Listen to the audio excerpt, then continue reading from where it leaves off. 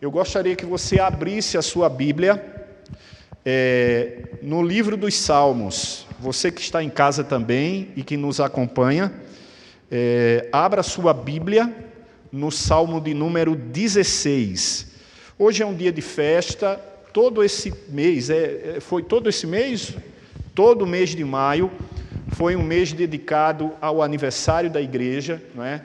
Passaram por aqui homens ilustres, homens de Deus, pregadores. Vocês fizeram programações, claro, obedecendo todos os protocolos que eram exigidos, e estamos em festa, apesar do momento, né? O momento é um momento difícil em todo o mundo, a gente sabe disso.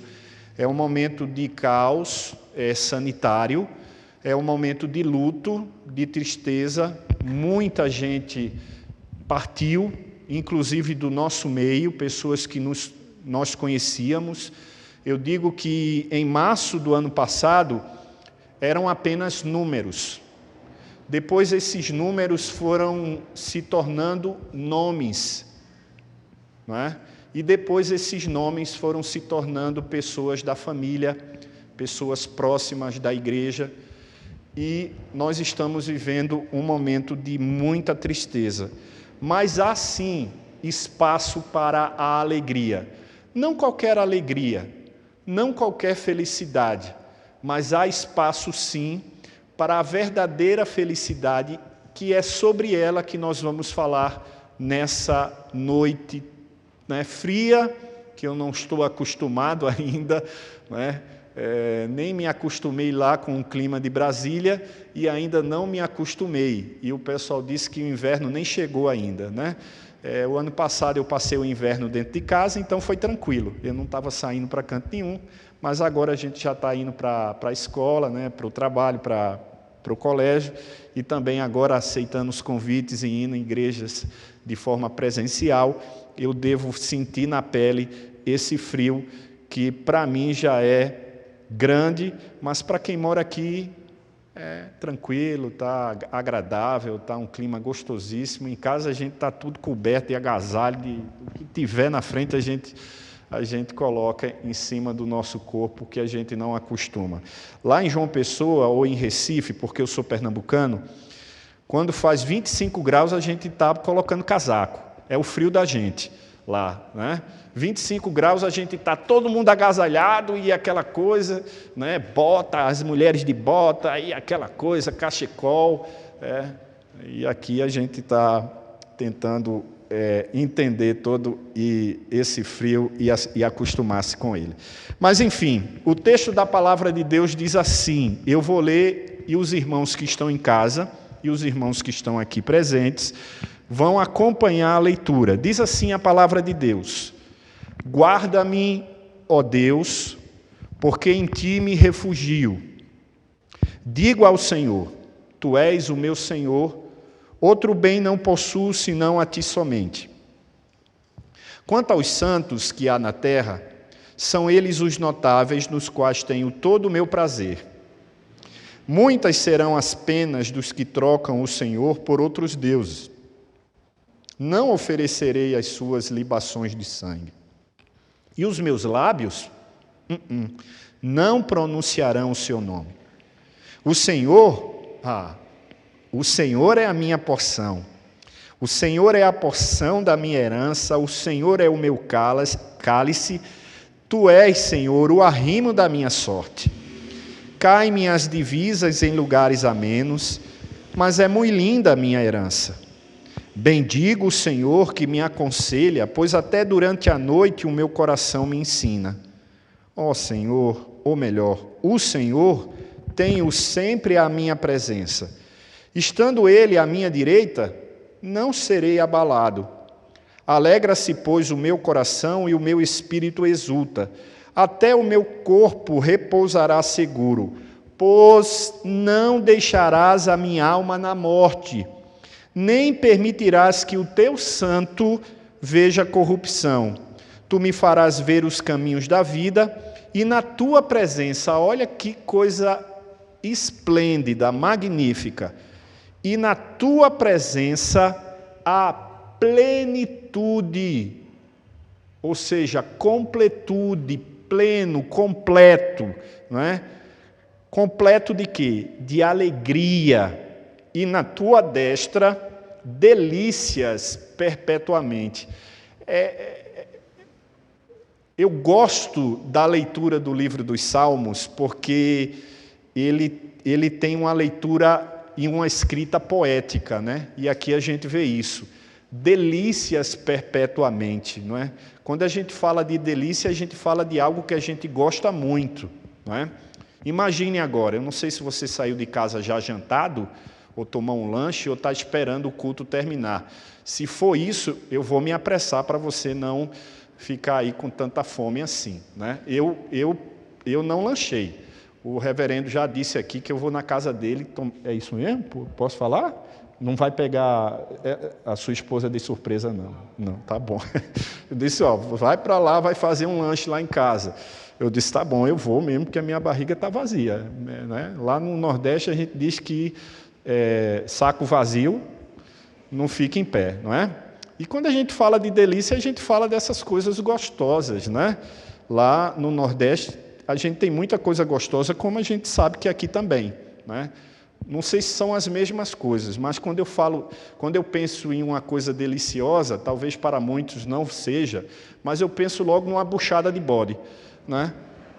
Porque eu sou nordestino, então eu vou logo na buchada, né? Mas quem vê a buchada, quem cheira a buchada, né? Agora eu estou com a voz de nordestino mesmo, quem cheira a buchada, né? E quem vê aquele bucho costurado e dentro do bucho cheio de miúdo do boi, né? Miúdo é fígado, enfim, é toda a parte lá interna do boi, bem picadinho, que colocou dentro do bucho, que costurou, que colocou na panela. Meu amigo, como quando cozinha aquilo, abre, né? Aquele vapor sobe e você mete farinha ali. Meu Deus do céu, é de lamber os dedos assim, ó.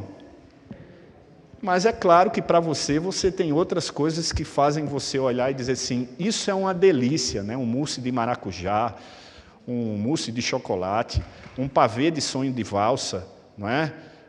Enfim, não sei, a vitória do seu time para você é uma delícia, né? Então, o meu tema hoje vai ser felicidade, tá?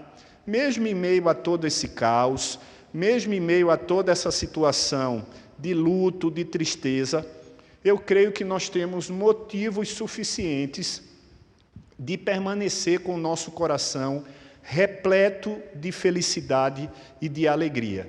Porque a nossa felicidade, a nossa alegria, especialmente completando 50 anos de existência, não é determinada pelas circunstâncias, irmãos. A nossa alegria é determinada pelo Deus que existe dentro de nós, pelo Deus que habita em nosso coração, por Jesus Cristo, que foi à cruz do Calvário, morreu e derramou seu sangue para perdão dos nossos pecados. É nisso que está a nossa felicidade. Mas, enfim, eu não quero adiantar porque eu li o texto e quero expor ele, né? Quero esmiuçar esse texto, a gente vai sair hoje daqui esmiuçando esse texto, tá bom? Para falar sobre felicidade. Mas todo sermão tem uma introdução, e eu não seria diferente comigo. E a introdução nada mais é do que eu falar para você o que é que, de forma geral, as pessoas entendem sobre felicidade. Se eu pedisse para... Não vou fazer isso, claro, mas se eu pedisse para você levantar a mão e você dissesse aqui para a gente, ou você que está aí em casa nos assistindo, o que é felicidade para você, nós íamos ver algumas respostas idênticas, mas também íamos ver algumas outras respostas totalmente diferentes. Mas vejamos o que dizem por aí sobre felicidade. Dizem que felicidade é o estado de quem é feliz, uma sensação de bem-estar e de contentamento que pode ocorrer por vários motivos e não só por um. Também dizem por aí que felicidade é um momento durável de satisfação, onde o indivíduo se sente plenamente feliz e realizado. Um momento onde não há nenhum tipo de sofrimento. Então, algumas pessoas dizem que a felicidade é a ausência de sofrimento. A gente está tão pleno de alegria que não há espaço para o sofrimento. Mas ainda dizem que felicidade é formada por diversas emoções, por diversos sentimentos, que pode ser por um motivo específico, né? Como um sonho realizado, comprar a sua casa própria, comprar o seu carro zero, sei lá, fazer uma viagem, não sei, um desejo atendido, né? Ou até mesmo uma pessoa que chega até você, se aproxima de você, se relaciona com você e faz você ser feliz. Tem aquelas pessoas que são tão bem-humoradas que você olha para ela e todo o tempo ela está rindo, todo o tempo ela está alegre, que você diz, essa daí nem precisa de motivo, ela é feliz o tempo todo. Então, eu passaria a noite todinha aqui falando sobre os conceitos de felicidade que existem no mundo, mas não vem o caso. Esses 3 já são suficientes. Por quê? Porque a felicidade, irmãos, é um tema muito abordado na nossa sociedade.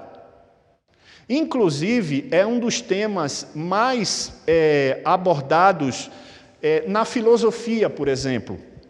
Os filósofos associavam a felicidade com o prazer, uma vez que é difícil definir a felicidade como um todo. Eles não conseguiam, como um todo, o que é felicidade. Eles não conseguiam, então eles diziam, é só um momento, quando um prazer acontece, então ali você está sendo feliz e é feliz, não é? Os filósofos estudam ou estudavam qual era o comportamento das pessoas, os estilos de vida dessa pessoa ou dessas pessoas, para que eles pudessem ter uma referência do que é felicidade.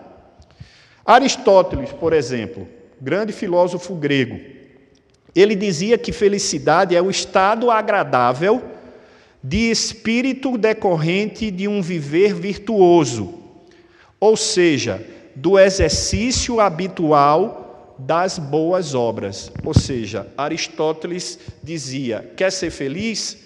Faça você o bem às outras pessoas. Faça boas obras. Epicuro, que é daí que vem o pensamento epicurista, é outro filósofo grego, dizia que só há um caminho para a felicidade. Não nos preocuparmos com coisas que ultrapassem o poder da nossa vontade, da minha vontade, da sua vontade. Pirro de Elis acreditava que a felicidade acontecia através da tranquilidade que você tem. Você é tão tranquilo que isso lhe faz feliz. Mahavira, que é um filósofo indiano, dizia que a felicidade pode ser alcançada quando você evita a violência. Ou seja, ele associava a felicidade à ausência em você de um espírito e um sentimento violento. E, por fim, tinham outros, mas eu me resumi aí a esses 1, 2, 3, 4, 5, 6 filósofos. Confúcio acreditava que a felicidade ela vinha ou era derivada da harmonia entre as pessoas, do relacionamento entre as pessoas. A felicidade, então, ela dependia de uma outra pessoa. Você proporcionava felicidade para alguém e alguém proporcionava felicidade para você. A pergunta que eu faço é: o que todos esses conceitos têm em comum? Será que você conseguiu perceber? O que é que todos esses conceitos sobre felicidade têm em comum? Eles colocam o homem como responsável por sua própria felicidade. Centralizam no ser humano, ou no que ele faz, a razão da sua felicidade, mesmo que algo externo ajude, como o dinheiro, o sexo, as drogas, os bens materiais, ou uma pessoa, ou até mesmo um animal. Mesmo que essas coisas externas elas ajudem, o que a gente vê em comum em todos esses conceitos é que quem faz a felicidade do próprio homem é ele mesmo. Ele é a sua própria felicidade. Ele é o agente da sua própria felicidade.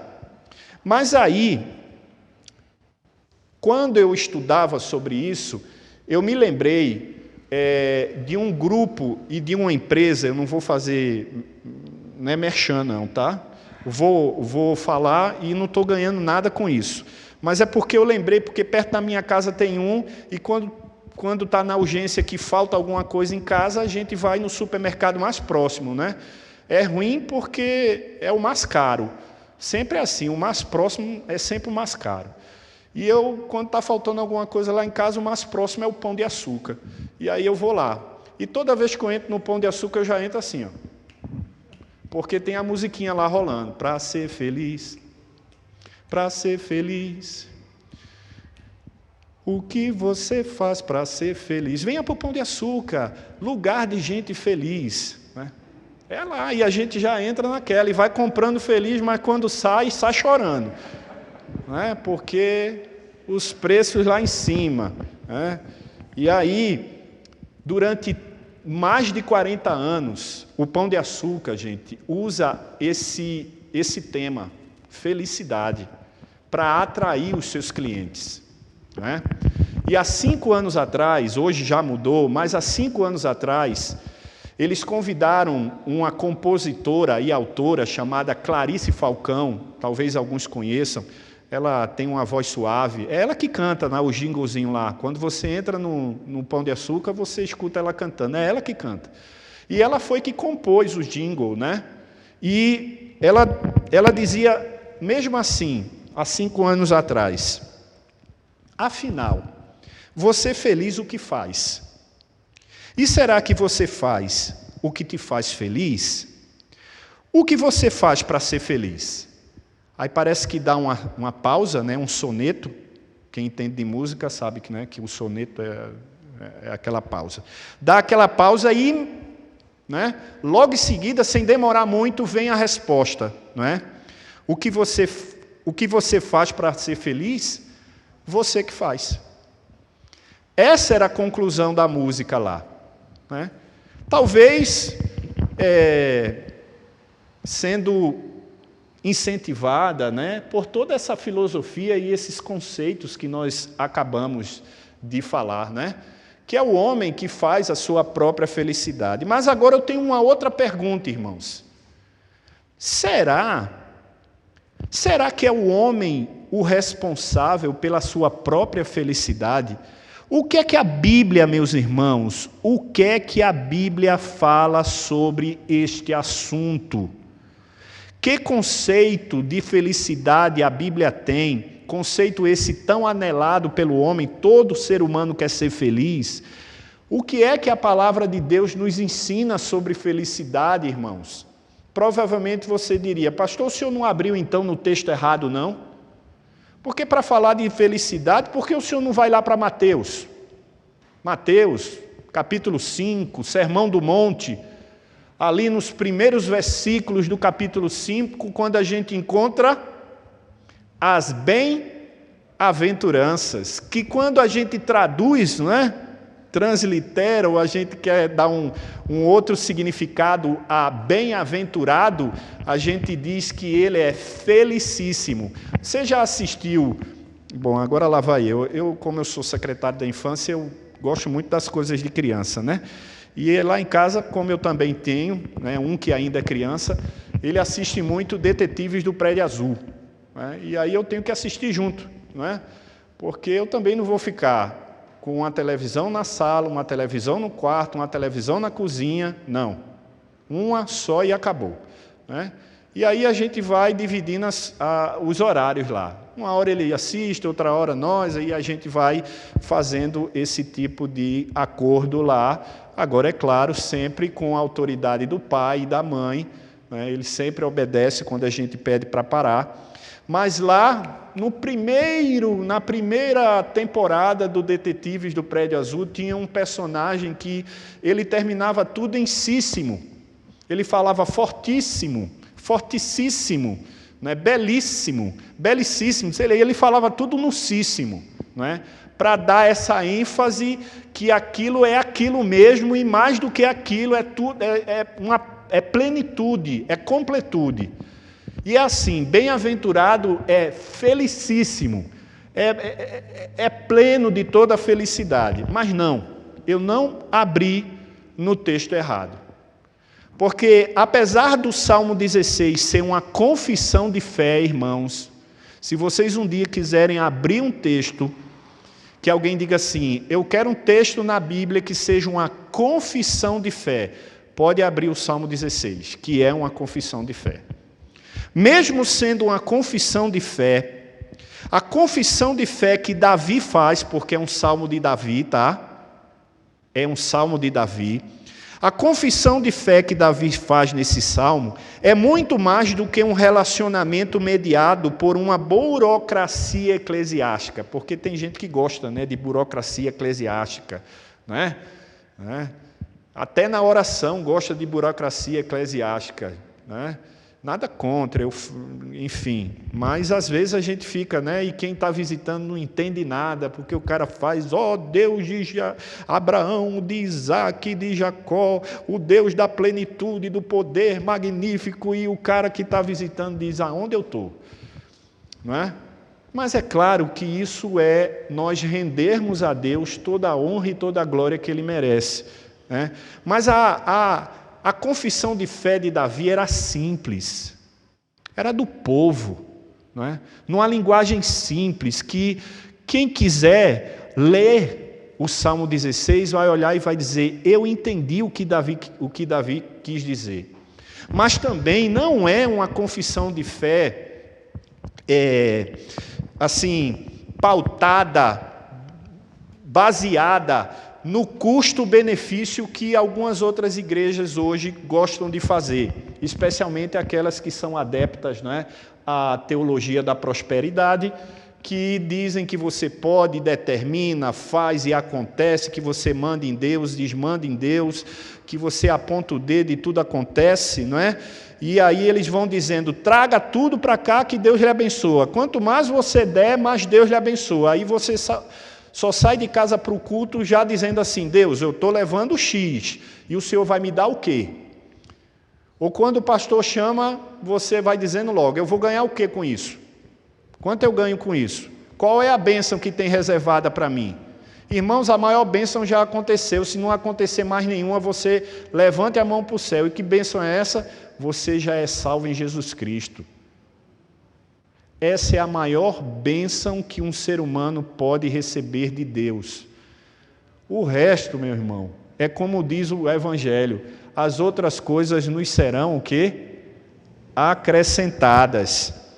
Então, essa confissão de fé de Davi, ela era uma confissão de fé genuína, pautada naquilo que Davi mais almejava na sua vida. E o que é que Davi mais almejava na sua vida? Estar na presença de Deus. Por isso, se eu desse um título a esse sermão, seria o seguinte: a plena e substancial felicidade consiste em repousar exclusivamente em Deus. Em outras palavras, Deus é a nossa felicidade. Mas aí você deve estar se perguntando, e o texto, pastor? O senhor leu o Salmo, onde é que isso está no Salmo? Quais são os argumentos que o senhor tem para provar que a plena e substancial felicidade está em Deus? Não é no dinheiro, não é no sexo, não é nas drogas, não é no meu esposo, não é na minha esposa, não é na casa que eu tenho, não é no carro que eu tenho, não é no extrato bancário da sua conta bancária. Quais são os argumentos? Me prova aí agora, pastor. Vamos lá, vamos lá. Então vamos, irmãos. Fechou a Bíblia? Abre ela de novo. Vai lá para o Salmo 16 que a gente vai ver. Eu vou dizer para você pelo menos 5 motivos, e eu vou tentar ser célere, porque a minha introdução já foi muito longa, né? Vou tentar ser célere para que nesses 5 pontos, objetivamente, você entenda o porquê Deus é a sua felicidade. Vamos lá. Primeiro, verso 1. Olha o que diz o verso 1. Guarda-me, ó Deus, porque em ti me refugio. Sabe por que Deus é a sua felicidade? Sabe por que Deus é o agente da sua felicidade? Porque Ele é o seu refúgio. Vamos entender. Davi teve que fugir. Eu não sei se você lembra da história de Davi. Quem não lembra e não tem Davi como um personagem, né, singular, um personagem conhecido, né? Então, deixa eu contar uma história para você. Davi foi escolhido desde pequenininho, ainda quando cuidava das ovelhas do pai. É isso? Tô certo, né? Até porque eu sou pastor das crianças. Se eu errar, vai ser difícil, né? E ele foi ali escolhido, foi ungido rei, mesmo quando o pai dele estava fazendo de tudo para não mostrar ele, porque, né, menino, criança... É mais ou menos assim que às vezes a igreja faz com as crianças, né? Não traz criança não, que igreja é lugar... É coisa séria, não traz criança não. Como é, irmão? É isso que você pensa? Né? Muitas vezes eu já fui para ensaio de coral, quando eu era pastor de igreja e cantava no coral. Eu cantava não, eu espantava quem estava do meu lado, porque cantar para mim é um sofrimento. Não, para mim não, para quem me escuta, né? É um sofrimento. E ia para culto de oração, ia para culto de doutrina, aí ali, enquanto os irmãos chegavam, eu sempre via alguém dizer assim, lá vem comadre, e ela vem com pestinha, olha só. Essa comadre não entende que igreja é coisa séria, não. Para que está trazendo essa criança para aqui hoje? Irmãos, lugar de criança é na igreja mesmo. Não é em casa assistindo youtuber, não. Tudo bem, eu também não sou louco aqui para dizer, deixa de assistir o youtuber, né? Porque eu tenho 2 em casa que assistem, mas eu estou lá fiscalizando. Eu estou lá como pai, porque... Por mais que alguns políticos digam aí que os meus filhos são do Estado, como uma vereadora ou foi uma deputada aqui de São Paulo, dando uma entrevista, disse, não, os filhos não pertencem aos pais, pertencem ao Estado. O Estado é que decide o que tem... Mentira! Ela não sabe, infelizmente, como política que é, a Constituição que rege o nosso país. Que tem um artigo que diz que é responsabilidade dos pais cuidar, criar e guiar os seus filhos. Está na Constituição. Mas além da Constituição, e até mais importante do que a Constituição, está aqui na Palavra de Deus. Deuteronômio capítulo 6, você vai ver isso. Ensina a palavra ao teu filho, inculca a palavra ao teu filho. Então, a obrigação... né? O privilégio, melhor dizendo, de educar os filhos é do pai, e o pai tem que trazer para a igreja mesmo, para depois não ir chorando visitar ele no presídio. Traz para a igreja, para depois, quando tiver velho, não ir lá chorando visitar no presídio. Mas voltando, irmãos, vocês viram que essa coisa de criança eu gosto, né? Quando mexe assim eu fico meio... agitado. Mas vamos voltar aqui. Davi, então, é escolhido rei, só que ele era criança, não dava para ele assumir. Então, ele precisava crescer até que assumisse. Só que Saul, que era rei, ficou enciumado com aquilo, não queria perder o seu trono, e se perdesse, queria deixar para quem? Para o seu filho, né? Que é natural que seja assim. Não é assim que o príncipe Charles está lá, né? Já com quase 80 anos, talvez, porque a mãe já deve ter 100, 200, não sei. E ele está lá esperando. É assim na monarquia. Vem o filho. E Saul não queria passar. Bom, enfim, resumindo, em um momento de loucura de Saul, Saul começou a perseguir Davi, e Davi teve que, fugir. Porque os amigos abandonaram, porque os amigos se separaram dele, porque as pessoas que podiam defendê-lo, foi embora. E ele teve que fugir, e ele teve que se refugiar. Quando ele tentou se refugiar em Gate, que é Gate, pastor? Gate é uma cidade, ok?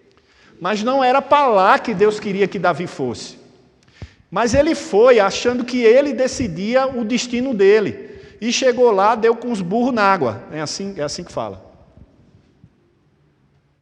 Foi terrível para ele, foi uma experiência terrível. Mas quando ele entendeu que não é ele que faz, não é ele que determina, mas é Deus que estabelece, quando ele entendeu que não é a cidade, não é a caverna, não é a igreja, não é sua casa, não é a grade que ela tem que lhe deixa seguro, mas é Deus quem lhe protege, é Deus quem lhe dá segurança. Quando Davi entendeu isso, ele conseguiu entender que a felicidade dele era plena, porque Deus era o seu refúgio. Refúgio significa segurança, refúgio significa local de proteção, abrigo. Não é assim? Quando começa a chover, o que é que você faz? Corre para um refúgio, para um abrigo, para um alpendre, para algo que lhe proteja. Não é assim? Quando começa alguma confusão, você corre para um lugar seguro. Fecha as portas, fecha as grades, porque essas situações lhe dão alguma sensação e algum sentimento de segurança. Porém, a maior segurança que eu e você temos é de Deus. Deus é o nosso refúgio. Deus é a nossa fortaleza. Não é isso que diz o Salmo 46? Tu és o meu refúgio e fortaleza, socorro bem presente nas tribulações. Então esse é o primeiro motivo que eu quero dizer para vocês. Está aqui no verso 1. Em ti me refugio, ou seja, a minha felicidade está no fato de que Deus é o meu refúgio. Nele eu posso ter a proteção, nele eu posso ter a segurança que eu preciso.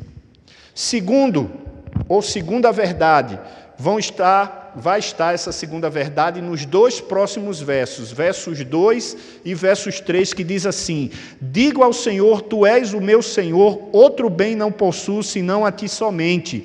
Quanto aos santos que há na terra, são eles os notáveis, nos quais tenho todo o meu prazer. Mas observe qual é a confissão de Davi, qual é a comunicação que Davi faz. Digo ao Senhor, ele diz o quê?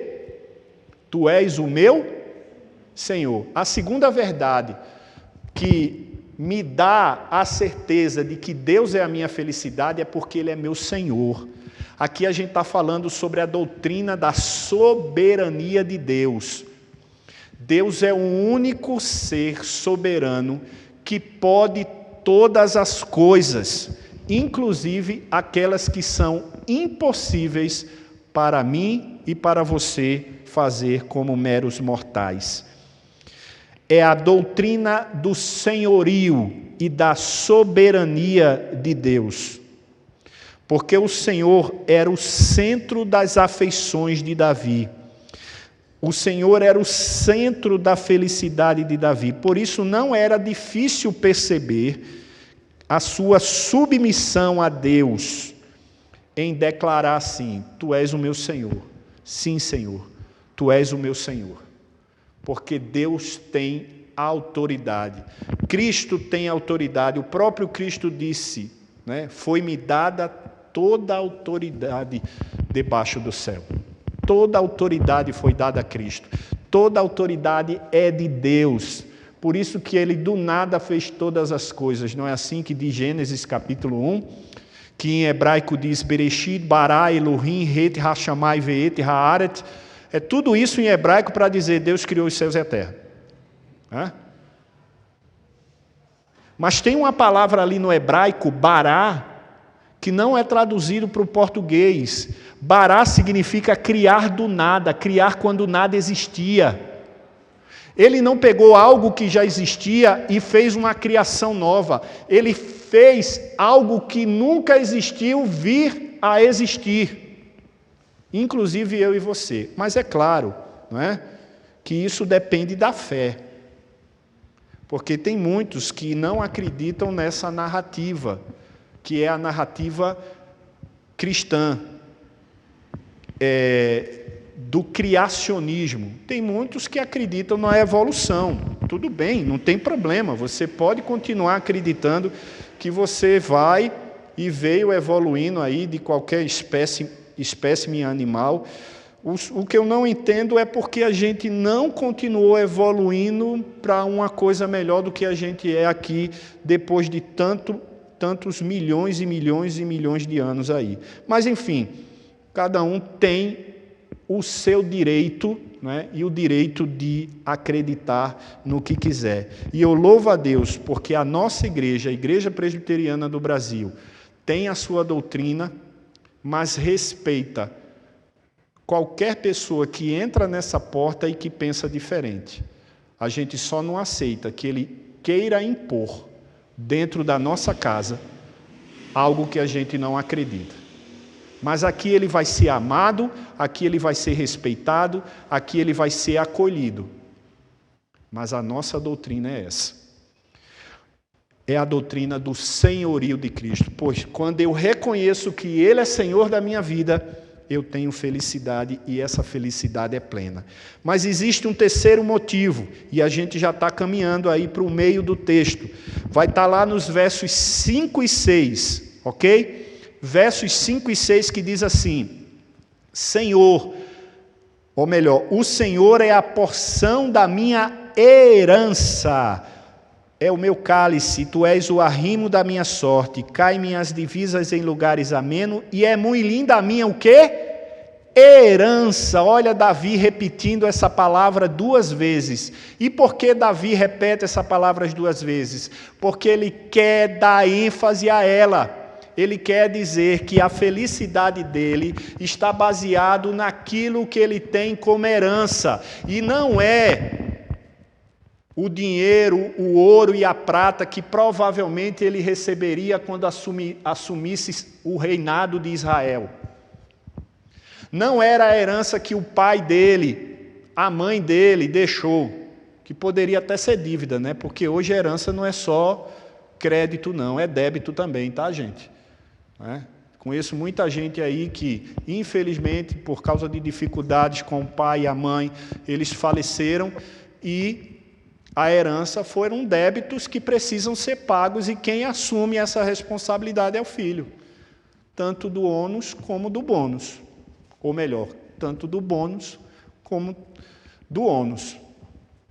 Então, queridos, quando Davi olha e diz assim, é muito linda a minha herança, ele está falando daquilo que era a expectativa dele e que é a nossa expectativa, gente, quando a gente entende que o que estamos vivendo aqui é passageiro e que existe um lar celestial onde vamos morar eternamente com Deus. Mais uma vez, isso vai depender da fé que você tem. Fé que é uma palavra tão pequenininha, mas que Hebreus diz que é a certeza das coisas que se esperam e a convicção de coisas que eu não posso ver nem tocar. Fé é isso. Eu ainda não posso tocar na cidade celestial, eu não posso ver como é que ela é, mas eu sei que ela existe. Essa era a maior herança de Davi. Davi olhava e dizia assim, tu és a minha herança, é muito linda a minha herança, não a que meu pai vai deixar para mim, e se ele deixar ouro e prata, que bom, porque eu vou gastar. Mas a minha herança não é corruptível, porque ouro e prata, não é corruptível. Bens materiais são corruptíveis, mas é aquilo que é incorruptível, mas que só quem herda é quem confessa Jesus como Salvador. Não é porque faz parte da igreja presbiteriana, ou da igreja batista, ou da igreja Assembleia de Deus, ou da igreja metodista, ou de qualquer outra igreja. Igreja não salva ninguém. Igreja não salva ninguém. Quem salva é Jesus Cristo. O sangue do Cordeiro que derramado naquela cruz limpou toda a porcaria, toda a podridão do meu e do seu pecado. Aqueles que a gente cometeu, os que estamos cometendo e aqueles que ainda vamos cometer. E tem gente que se aproveita e que diz assim, peraí, já que é assim, vamos cair na buraqueira, né? Porque já está tudo perdoado mesmo. Não, quando eu entendo isso, eu tenho um temor tão grande que eu não ouso tentar a esse Deus que me salvou em Cristo Jesus. Mas de fato isso está certo. Todos os meus pecados já foram pagos, inclusive aquele que eu ainda nem sei que vou fazer, mas sei que vou fazer. Ou não fiz, mas sei que vou fazer. Herança, irmãos, quando eu tenho a certeza de que aqui nessa terra, por mais difícil que esteja, miserável que seja a minha vida, no céu a minha vida não vai ser igual, lá não vai ter dor, lá não vai ter doença, lá não vai ter coronavírus, lá não vai ter câncer, lá não vai ter infidelidade, lá não vai ter pecado, lá não vai ter podridão, lá não vai ter nada, problema, dor, angústia, medo, lá não vai ter. Quando eu tenho certeza dessa herança, eu sou um cabra feliz.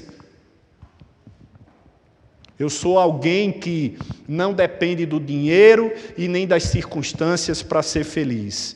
Mas existe uma quarta coisa, ou um quarto motivo, ou uma quarta verdade, que está ali nos versos 7 e 8, que diz assim: bendigo o Senhor que me aconselha. Olha só, que privilégio. Pois até durante a noite o meu coração me ensina, o Senhor tenho sempre a minha presença, estando Ele à minha direita, não serei o quê? Abalado, não serei abalado. Qual é essa próxima verdade, pastor? A verdade de que Deus é a minha felicidade porque Ele é meu conselheiro. Hoje, e eu não tenho nada contra, até porque, como capelão, eu sou conselheiro de muitos. Alunos, pais de alunos, funcionários, eles sempre vão buscar lá na capelania um conselho, uma opinião, uma ajuda. Mas hoje a gente vive muito essa vibe, né, do aconselhamento, especialmente psicológico, e também, mais uma vez aqui, nada contra a psicologia, ok? Mas entendo eu que mesmo que precise dela, e se precisar eu vou. Se precisar de um psicólogo, eu vou. Mas que mesmo que eu precise de um psicólogo, Deus é o meu grande conselheiro. Mas como, pastor? Deus não fala com o senhor, não. O senhor abre e vê lá, Deus, José Roberto, eu sou Deus, com aquela voz de trovão. Deus não precisa abrir o céu e falar com voz de trovão para lhe aconselhar, porque todo o conselho que Deus já quer para você está onde? Na Bíblia. Por isso que a gente diz que ela é a nossa o quê? Única regra de fé e prática. É por isso que Paulo chegou para Timóteo e disse: toda a escritura, Timóteo, é inspirada por Deus, útil para o ensino, para a correção, para a educação na justiça, a fim de que o homem de Deus seja perfeito e perfeitamente habilitado para toda boa obra. É por isso que o Salmo diz: guardo no coração a tua palavra para o quê? Não pecar contra ti. É por isso que o Salmo também diz no Salmo 119: lâmpada para os meus pés e a tua palavra, luz para o meu caminho. É por isso que o Salmo 1 diz: bem-aventurado é aquele que medita na sua palavra e na minha palavra de dia e o quê? De noite. A palavra de Deus é essa palavra de aconselhamento. Irmãos, aqui tem tudo o que nós precisamos. Esse é um livro, talvez e provavelmente um dos mais antigos do mundo, mas ao mesmo tempo o mais atual. Porque quando eu vejo tudo que está acontecendo hoje, e abro lá em Colossenses, que vejo que lá em Colossenses, Paulo chegando dizendo, nos últimos dias haverá tempos difíceis, onde os homens serão jactanciosos, arrogantes, avarentos, afeituados ou enfeituados. Enfim, ele faz uma lista. Gente, é o que está acontecendo hoje, agora, nesse exato momento. As pessoas são egoístas, as pessoas são soberbas, as pessoas não cuidam umas das outras, as pessoas querem passar por cima umas das outras. A corrupção humana é tão grande que até na vacina está tendo corrupção, gente. Incrível o mal que permeia o coração do homem para alguém fazer de conta que está vacinando para pegar aquela ampola e aquela vacina e dar para uma outra pessoa, vender para uma outra pessoa.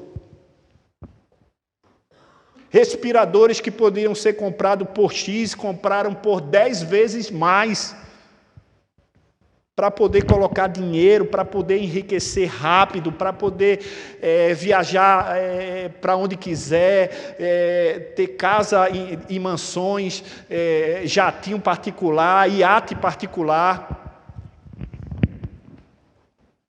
Tudo que nós precisamos está na palavra de Deus. Porém, ela é para aqueles que acreditam, né? E que não usam ela só no domingo para vir para a igreja. Ou no smartphone, porque agora, irmão, tudo é smartphone, né? É a Bíblia no aplicativo, nada contra, toda vez. Lembre, gente, eu só faço instigar aqui, né? Não é nada como advogado do diabo, não sou advogado do diabo não, né? Porque as pessoas dizem que, geralmente, quem instiga assim, popularmente chama de, estou dando uma de advogado do diabo. Deus me perdoe, Deus me livre, Deus me defenda. Sou advogado de nada. Muito menos dele. Mas qual tem sido o seu acesso à palavra de Deus? Só quando você vem para a igreja? Medite nela de dia e de noite, porque ela lhe faz feliz. É a palavra de Deus. Finalmente, irmãos, porque eu acho que já preguei demais, nem pastor? Os últimos versos diz assim, Senhor, tenho sempre... verso 9, 10 e 11. Alegra-se, pois, o meu coração e o meu espírito exulta. Olha aí, alegria, exultação, isso são sinônimos de felicidade. O meu corpo repousará seguro, pois não deixarás a minha alma na morte, nem permitirás que o teu santo veja o quê? Aí vem o verso 11. Tu me farás ver os caminhos da vida e na tua presença a plenitude de alegria e na tua destra delícias perpetuamente. Sabe qual é a última verdade pela qual eu baseio essa convicção de que a nossa felicidade vem de Deus e é o próprio Deus? É que Ele oferece a salvação. Espera aí, pastor, onde é que o senhor ouviu isso aqui? Onde é que Deus está me oferecendo salvação aqui? Vou lhe explicar onde é que Deus está oferecendo a salvação. Porque quando a gente estuda, não é, Anderson, teologia no seminário, a gente tem que fazer a exegese do texto. A exegese do texto é quando a gente vai no original, não é? E lá no original a gente começa a estudar todas as nuances da palavra, o que é que aquela palavra significa. E você vai perceber que tem uma palavra aí que está com um S maiúsculo, talvez esteja assim na sua Bíblia, que diz assim, não permitirás que o teu santo veja corrupção. Quando você vai fazer a exegese do texto, a gente vai entender que lá no original, esse santo está apontando para Cristo, está se referindo a Cristo sem usar o nome de Cristo. É Davi se referindo àquele que ainda haveria de vir. Ok? Por isso a gente chama esse texto de texto quê? Messiânico, que aponta para o Messias, que aponta para Cristo. Prova, pastor, isso aí agora? Prova que esse santo é Jesus? Tá bom, então vamos lá. Atos capítulo 13. Abra lá. Atos capítulo 13. Está lá no Novo Testamento, tá ok, gente? Vai passar os evangelhos, Mateus, Marcos, Lucas e João. E logo depois vai vir Atos, tá ok? Novo Testamento, capítulo 13, Atos dos Apóstolos, a partir do verso 35. Atenção que o mistério vai ser solucionado agora. Por isso que a gente sempre faz exegese correlacionando o Antigo com o Novo Testamento. Porque o Antigo Testamento, ele aponta para o Novo Testamento. O Novo Testamento cumpre aquilo que está predito no Antigo Testamento. E olha o que o texto diz. Paulo, falando e pregando acerca de Cristo. Por isso também diz em outro salmo. Olha, Paulo está citando que livro do Antigo Testamento? Salmo. Será que é o nosso, hein? Vamos ver se é o nosso. Por isso também diz em outro salmo: não permitirás que o teu santo veja a corrupção. Opa! Não está igual? É o Salmo 16, irmãos. Porque, na verdade, tendo Davi servido a sua própria geração, conforme o desígnio de Deus, adormeceu, ou seja, morreu. E foi para junto dos seus pais e viu corrupção, porque ele é homem igual a qualquer um de nós, pecador. Tomai, pois, irmãos, ou seja, prestem atenção, Paulo estava dizendo. Prestem atenção, irmãos, esse conhecimento de que vos anuncio agora, de remissão de pecados, por intermédio deste e por meio dele, todo aquele que é justificado de todas as coisas das quais não pudeste ser justificado pela lei de Moisés. Ou seja, Paulo estava falando de Cristo. Se você ler os versos 34, 33, 32, os versos anteriores, você vai ver que Paulo estava pregando, explicando quem era Cristo para um grupo de pessoas. Davi, mesmo sem ter conhecido Cristo, mas sabendo que Deus já tinha prometido e que esse Cristo viria da sua própria linhagem, né? Porque Cristo é da linhagem de Davi. Davi já pré-anuncia esse Cristo, ou seja, é Deus oferecendo salvação. Porque a primeira vez que eu li, viu, pastor? A primeira vez que eu li, eu pensei que Davi estava falando dele mesmo. Davi estava dizendo: tem piedade de mim, eu sou teu santo, não é? Não permita que eu, teu santo, veja corrupção. Na minha exegese falha, eu pensava que Davi estava falando dele mesmo. Mas não, Davi estava apontando para Cristo. Porque, como Paulo falou, Davi morreu como qualquer outro ser humano morreu e virou pó. Porém, Cristo não, porque ao terceiro dia, o que foi que aconteceu com Cristo? Ele não viu corrupção, ao terceiro dia ele ressuscitou e venceu a morte e pagou o preço. Por isso é que nós podemos chegar diante de Deus como filhos da adoção, podemos chegar diante de Deus e ter comunhão com Ele de novo, comunhão que foi quebrada lá em Adão. Lembra que na viração do dia Deus aparecia para conversar com Adão e Eva? E um dia, nessa viração do dia, Deus: Adão, Eva, Adão, Eva. E eles estavam o quê? Escondidos. Por quê? Porque os seus olhos se abriram para o mal. E aí eles perceberam que estavam nus. Até então eles não sabiam o que era nudez. Eles não sabiam o que era nudez. A maldade entrou e eles olharam e aí tiveram que coser roupa, ou Deus teve que fazer roupas para eles. E aí veio a morte, porque você sabe, né, que nós não fomos criados para morrer.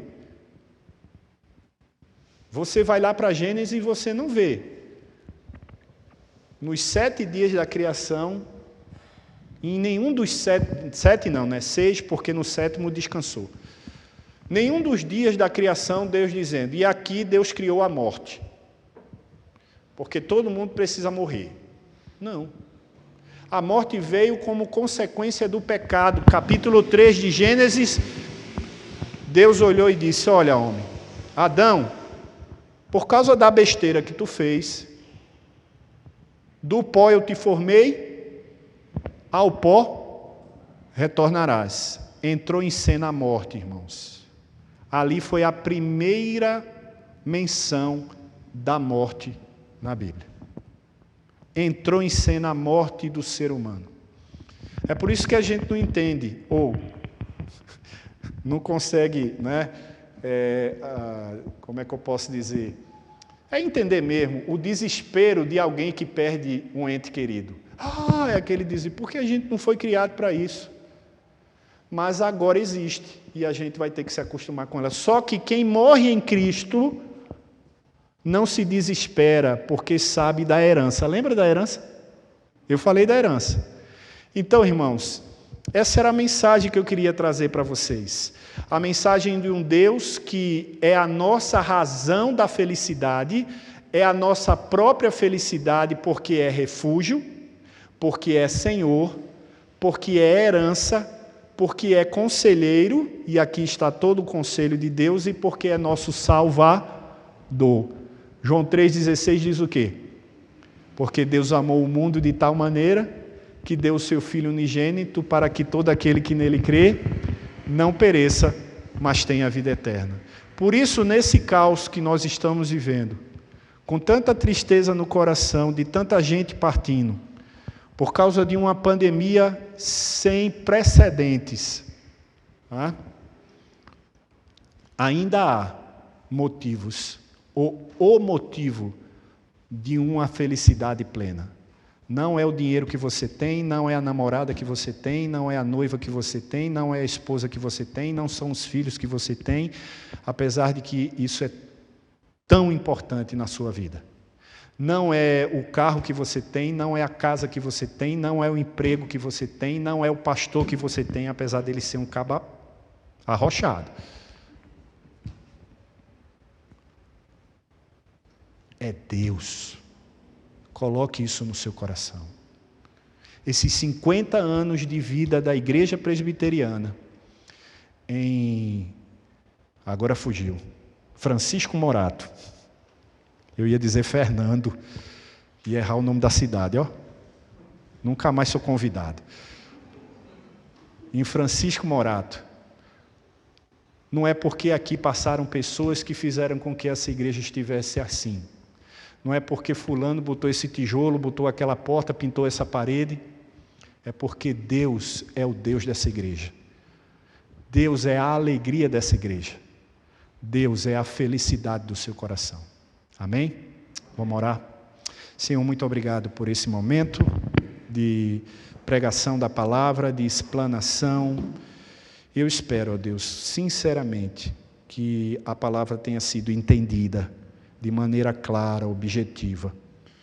Ó Deus, porque dentro da capacidade que o Senhor me deu, e eu sei que eu sou falho, eu me esforcei ao máximo para transmitir a Tua palavra sem inventar e colocar nada que não fosse aquilo que de fato é verdade. Por isso nos abençoa, nos protege e que saiamos daqui cientes de quem é a nossa felicidade.